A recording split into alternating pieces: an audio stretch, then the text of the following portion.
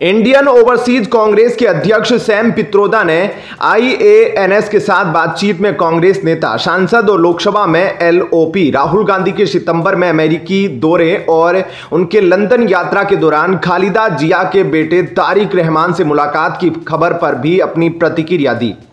IANS की तरफ से उनसे सवाल किया गया कि ऐसी खबरें हैं कि राहुल गांधी सितंबर में अमेरिका का दौरा करेंगे, उनके आयोजन और कार्यक्रम क्या होंगे, क्योंकि चुनाव आयोग ने चुनाव की तारीखों की घोषणा कर दी है। क्या राहुल गांधी की अमेरिका यात्रा स्थगित हो जाएगी?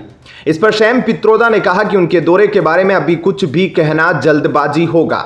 हम इस पर काम कर रहे हैं। उम्मीद है जब तारीखें फाइनल हो जाएगी तो हम इस बारे में एक प्रेस कॉन्फ्रेंस करेंगे। यदि यात्रा स्थगित हो जाती है तो यह उनका निर्णय होगा।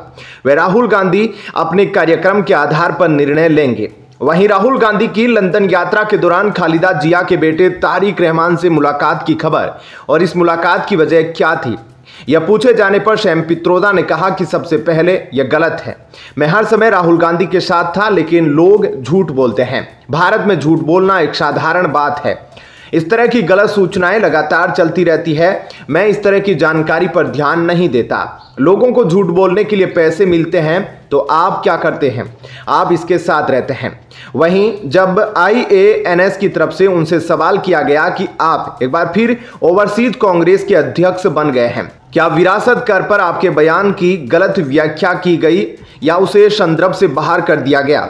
तो सैम पित्रोदा ने कहा, मैंने जो कहा उस पर कायम हूं। मैं जानता हूं कि भारत में ट्रोल और झूठ बोलने वाले लोग हैं और लोगों को हमला करने के लिए पैसे दिए जाते हैं और मैं इसे पैकेज के हिस्से के रूप में लेता हूं।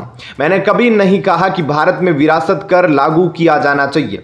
मैंने कहा कि अमेरिका में ऐसा ही होता है, जो ठीक है। अगर मैं कहता भी तो भारत में ऐसी व्यवस्था है कि संसद में बहस होगी, चर्चा होगी। यह बातें सिर्फ सैम पित्रोदा के कहने से नहीं होती। यदि आप चुनाव के दौरान अर्थव्यवस्था, मुद्रास्फीति और बेरोजगारी जैसी महत्वपूर्ण बातचीत से ध्यान भटकाना चाहते हैं तो आप सैम पित्रोदा के पीछे चले जाते हैं। यह सोशल मीडिया पर ऐसे काम करने के लिए नियुक्त लोगों के एक समूह द्वारा किया गया एक संगठित हमला है। एक और उदाहरण है जब मैंने विविधता के बारे में बात की। यह 10 दिनों तक मीडिया पर था और किसी ने इसके बारे में बात नहीं की, लेकिन अचानक प्रधानमंत्री ने बात की और यह राष्ट्रीय टेलीविजन पर एक बड़ा मुद्दा बन गया। फिलहाल इस खबर में इतना ही। आपका क्या कुछ कहना है? आगे की अपडेट के लिए बने रहिए लाइव टीवी न्यूज के साथ। धन्यवाद।